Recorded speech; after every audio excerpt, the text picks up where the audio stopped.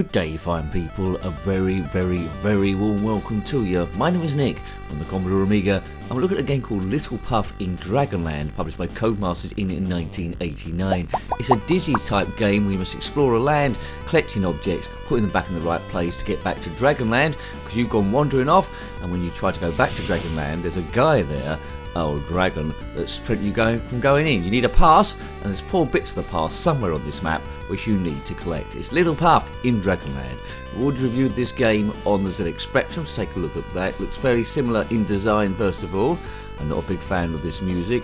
That's a thing that goes down, don't know why. So there's the guy there on the right in that booth. Whoa, in that booth we need 4 bits of the pass. You'll see 3 black squares underneath me there. They have to carry 3 separate objects. At the moment it looks very basic for a Commodore Amiga game. It's using hardly anything of the screen. You can tell it's deflected it by using a background. Why didn't they use the whole screen? That's pretty silly. So it looks like I'm looking for a postage stamp and I have to mark it down for red. Music is a bit too cutesy for me. The ZX Spectrum game could get away with it. We collected a potion, which means we can breathe fire, and I think that means we can just take away this tree trunk because we can't jump over it, being a dragon with wings, but we can't fly. Right, okay, the Spectrum game was a little bit tricky. I'll see if I learned something from here. Right, there's the first bit of the pass in that yellow envelope. There's a coconut above me. I think I need a crash helmet to get past that, but I'll try my luck, see how I get on. Yeah, see, that didn't even hit me, and I'm dead. I've turned into bones. Little Puff in Dragonland. I think it was released as a budget, but at the moment, I think it's underpowered and really quite poor. That green is the garishest green I've ever seen. So it's dodgy gameplay, nincompoop chat, seeing how you would have got on your first or second go. Please subscribe if you haven't already. It's about having a bit of fun, a bit of stress busting, and a departure from everyday life. Now, if you collect fruits, you can gain extra points. In the game, I mean, not in real life, so don't expect that to happen. At the moment, this game is a bit annoying for me. The Dizzy games weren't the best on the Commodore Amiga. They sort of belonged, I think, in 8-bit town. And if you're going to do it in 16-bit, especially this game as well, you need to really go for it. And I don't think they have really gone for it, really. The music is annoying. It's too basic for an Amiga game. When you put this up against, you know, not direct comparison, but same genre, Shadow of the Beast 2 for Psygnosis, you can see exactly what the Commodore Amiga can do, or even Super Frog from Team 17, or the Zool games. This isn't really competing with those. So I would have liked it on a cover disc, but I wouldn't have liked it anywhere else. There's a bee there. There's a carrot. Collect that for extra points. Can't destroy a bee with fire. What's the world coming to? You know, if I saw a bee coming at me and then launched a flamethrower and it did nothing to the bee, I'd have to question what's going on with the world. If you are a bee that's flown through a flamethrower and still alive, then comment in the comment section below. You do it for the buzz. Other Amiga games we've reviewed are in a playlist. There's a link to that in the description below. Or click on my username, takes you to the channel page. Dragon. If you had this game, well, I'm sure you must have bought it in error. You know.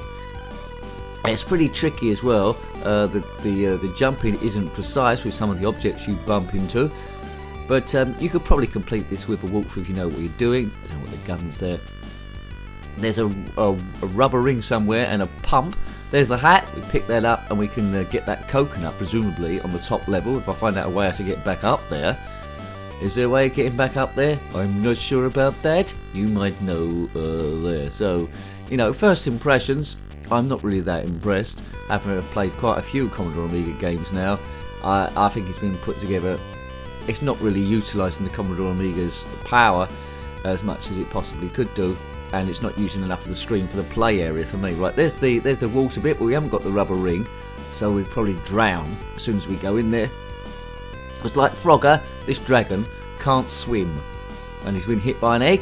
Immediately, we know what happens when you get hit by an egg. You immediately lose your skin and turn into your skeleton. If you have currently turned into your skeleton after being hit by an egg, then comment in the comment section below. Poor little Puff, unfortunately the life was not enough. Better luck next time. Good luck. Yes. Puff the magic dragon, live by the sea. That's about it really. Okay, right. I'm sure we can just bribe that person to get past. We want to get back to Dragonland. What happens in Dragonland? Well, there might be lots of drag queens and other drag stuff. Drag racing, drag queens. Put your favourite drag thing in the comment section below. Drag queen racing. Which one would win?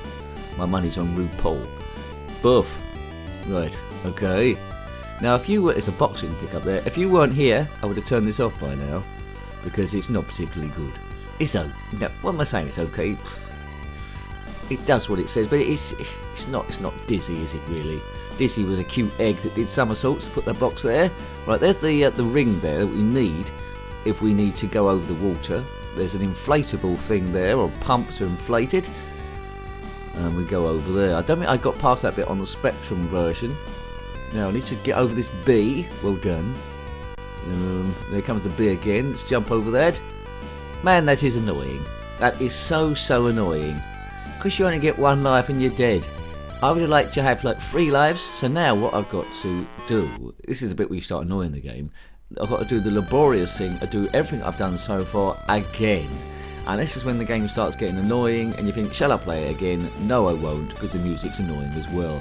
So I don't think the game's been put together very well. It's designed to annoy you, and if that's the case, then it's been very successful. The ZX Spectrum version is better. It belongs, as I said before, it feels better as an 8-bit game than the 16-bit one.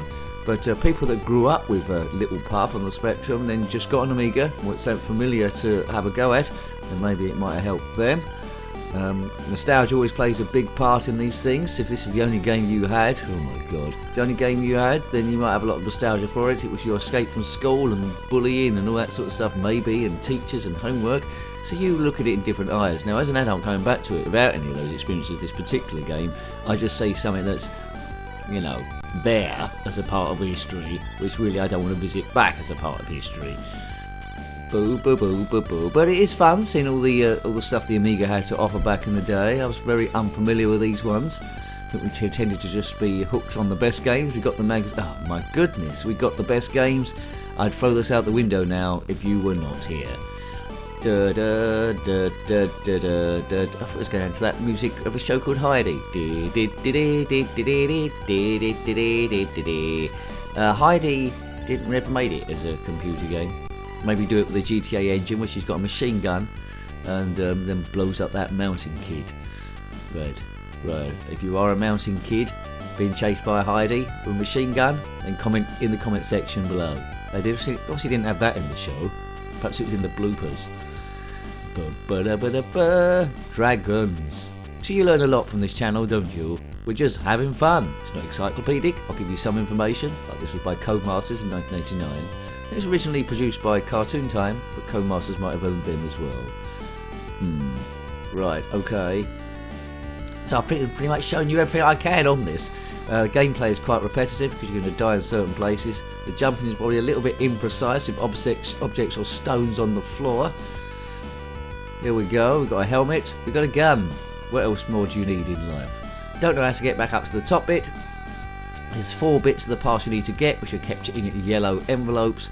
It doesn't seem like the map is overly big. Don't know what's down that hole. Right, whoops.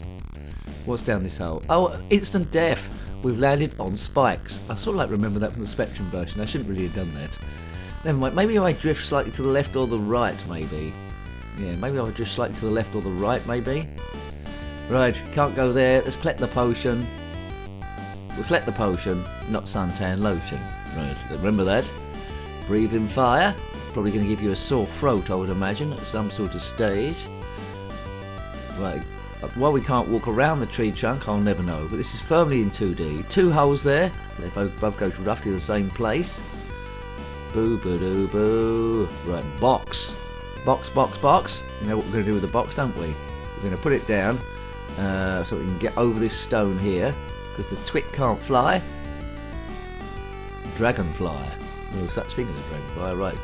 Wait for that spider to go up and down. Don't know what he's doing all day, just going up and down. What a boring old life. Right, up over here. Actually, I think I got caught in the scenery before. If I go take a higher point, this might work. There we go, that's good.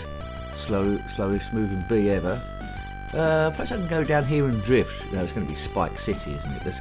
Maybe. Oh look, see, that's stupid as well. I didn't even land on any spikes there. I've got to get out of here. I've shown you enough. It's okay for budget or cover disc, but as an actual game, it's very underpowered on the Amiga, and it's annoying me somewhat. The gameplay is annoying me extremely a lot. So let's get out of here before I blow up. So I hope you liked having a look at that one. That was Little Puff in Dragonland on the Commodore Amiga, published by Codemasters in 1989. Much better games are available, a Dizzy wannabe. So if you've got any comments about this game, similar games, anything retro or Commodore Amiga based on this, then put that in the comment section below. That's what creates activity on the channel. Until next time, take great care of yourself and a very fond goodbye. Goodbye.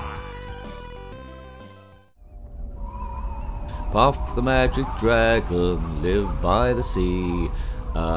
That's about it really.